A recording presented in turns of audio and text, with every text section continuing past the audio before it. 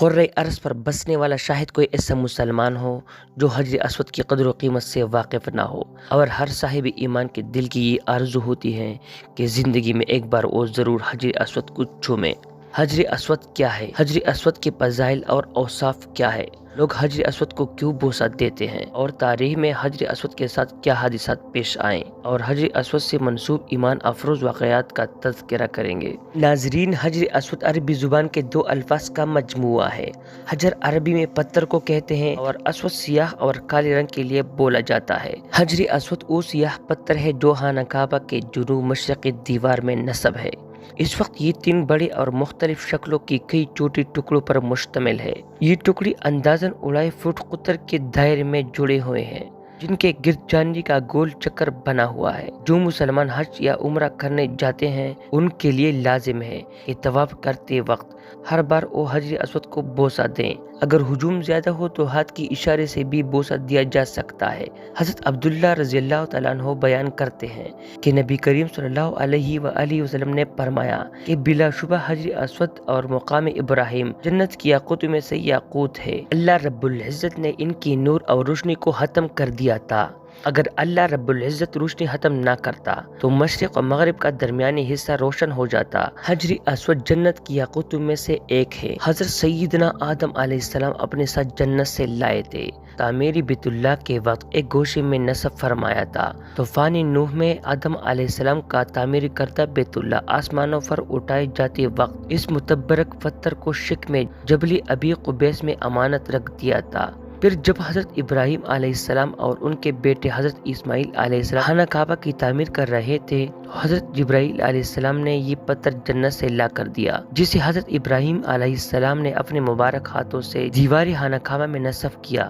سن 606 میں جب رسول کائنات امام الانبیاء جناب محمد رسول اللہ صلی اللہ علیہ وآلہ وسلم کی عمر تقریباً 35 سال تھی، سیلاب نے خانہ کعبہ کی عمارت کو سخت نقصان پہنچایا اور اہل قریش نے کعبہ کی دوبارہ تعمیر کی۔ جب حجر اسود رکھنے کا مسئلہ آیا تو قبائل میں جھگڑا ہو گیا۔ ہر قبیلے کی یہ خواہش تھی کہ یہ شہادت اسے ہی نصیب ہو۔ رسول اللہ صلی اللہ علیہ وآلہ وسلم نے اس جھگڑے کو ختم کرنے کے لیے یہ طریقہ اختیار کیا کہ حجر اسود کو ایک چادر پر رکھا اور تمام سرداران قبائل سے کہا کہ وہ چادر کے کونے پکڑ کر اٹھائیں۔ سب نے مل کر چادر کو اٹھایا اور جب چادر اس مقام پر پہنچی جہاں پر اس کو رکھا جانا تھا تو آپ صلی اللہ علیہ وآلہ وسلم نے اپنے مبارک ہاتھوں سے دیوار خانہ کعبہ میں نصب کر دیا۔ سب سے پہلے عبداللہ بن زبیر نے حجر اسود پر چاندی کا کور بنوایا۔ سن 1268 عیسوی میں سلطان عبد الحمید نے حجر اسود پر سونے کا کور بنوایا، جسے 1281 میں سلطان عبد العزیز نے دوبارہ چاندی میں تبدیل کر دیا۔ ابن عباس رضی اللہ تعالیٰ عنہ بیان کرتے ہیں کہ رسول اکرم صلی اللہ علیہ وآلہ وسلم نے ارشاد فرمایا کہ حجر اسود جنت سے آیا تو دودھ سے بھی زیادہ سفید تھا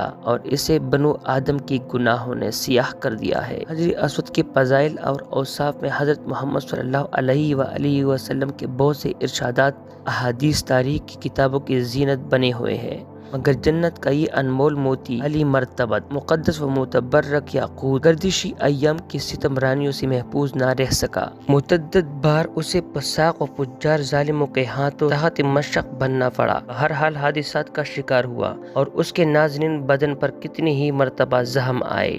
تاریخ میں کم از کم 6 واقعات ملتے ہیں جب حجر اسود کو چوری کیا گیا یا توڑنے کی کوشش کی گئی۔ ہو سکتا ہے ان حادثات کی تعداد زیادہ ہو۔ اسلامی روایات کے مطابق جب حضرت ابراہیم علیہ السلام اور ان کے بیٹے حضرت اسماعیل علیہ السلام خانہ کعبہ کی تعمیر کر رہے تھے تو حضرت جبرائیل علیہ السلام نے یہ پتھر جنت سے لا کر دیا، جسے حضرت ابراہیم علیہ السلام نے اپنے مبارک ہاتھوں سے دیوار خانہ کعبہ میں نصب کیا۔ 7 ذی الحجہ سن 1317 کو بحرین کے حاکم ابو طاہر سلیمان قرامتی نے مکہ مکرمہ پر قبضہ کیا۔ خوف و ہراس کا یہ عالم تھا کہ اسی سال 317 ہجری کو حج بیت اللہ شریف نہ ہو سکا اور کوئی بھی شخص عرفات نہ جا سکا۔ انا للہ و انا الیہ راجعون، یہ اسلام میں پہلا موقع تھا کہ حج بیت اللہ شریف موقوف ہو گیا۔ اسی ابو طاہر قرامتی نے حجر اسود کو خانہ کعبہ سے نکالا اور اپنے ساتھ بحرین لے گیا۔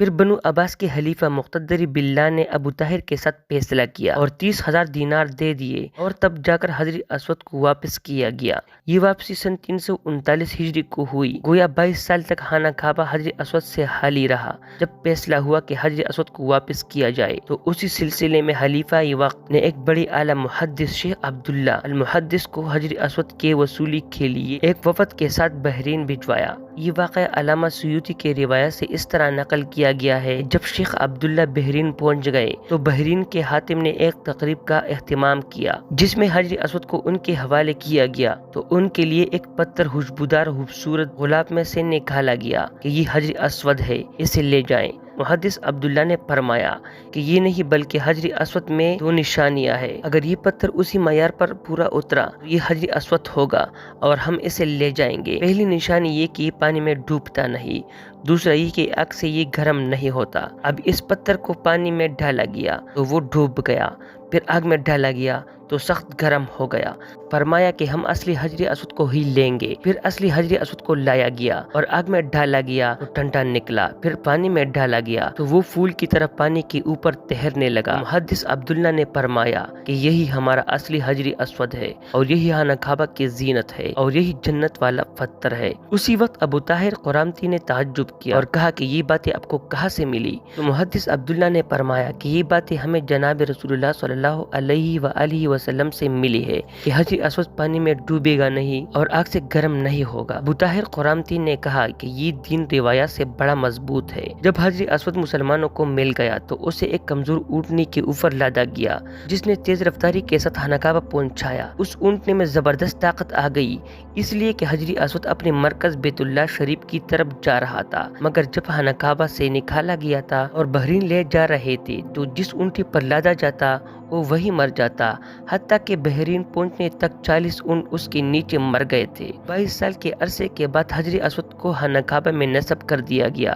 رسول اکرم صلی اللہ علیہ وآلہ وسلم سے وارد ہے کہ زمین میں حجر اسود اللہ رب العزت کا دایاں ہے۔ روز قیامت آئے گا تو اس کی ایک زبان ہوگی، جس نے بھی اسے حق یا باطل کے ساتھ چوما اس کی گواہی دے گا۔ یہ پانی میں ڈوبتا نہیں اور نہ ہی آگ سے گرم ہوتا ہے۔ حجر اسود وہ ہے جو خانہ کعبہ کے جنوبی مشرقی کنارے میں ہے اور یہی سے طواف کی ابتدا ہوتی ہے۔ یہ اصل میں جنت کی یاقوتوں میں سے ہے۔ اس کا رنگ مقام ابراہیم کی طرح سفید اور شفاف تھا اور یہ انسو بہانے اور دعاؤں قبول ہونے کی جگہ ہے۔ اسے چونا اور اسے بوسہ لینا مسنون ہے اور زمین میں یہ اللہ رب العزت کا دایاں ہاتھ ہے، یعنی اللہ کے ساتھ توبہ کا عہد کرتے ہوئے مصافحہ کا مقام ہے۔ جس نے بھی اسے چھوا روز قیامت اس کی گواہی دے گا اور جو اس کے برابر ہوتا ہے اور رحمان کے ساتھ معاہدہ کر رہا ہے اور اسے چونے سے گناہ معاف ہوتے ہیں۔ یہ انبیاء صالحین، حجاج، عمرہ اور زیارت کرنے والوں کی لبوں کے ملنے کی جگہ ہے۔ بھیجا ہے جنت سے تجھ کو میرے خدا نے، چوما ہے تجھ کو میرے مصطفیٰ نے، اے حجر اسود تیرا مقدر، اللہ اکبر اللہ اکبر۔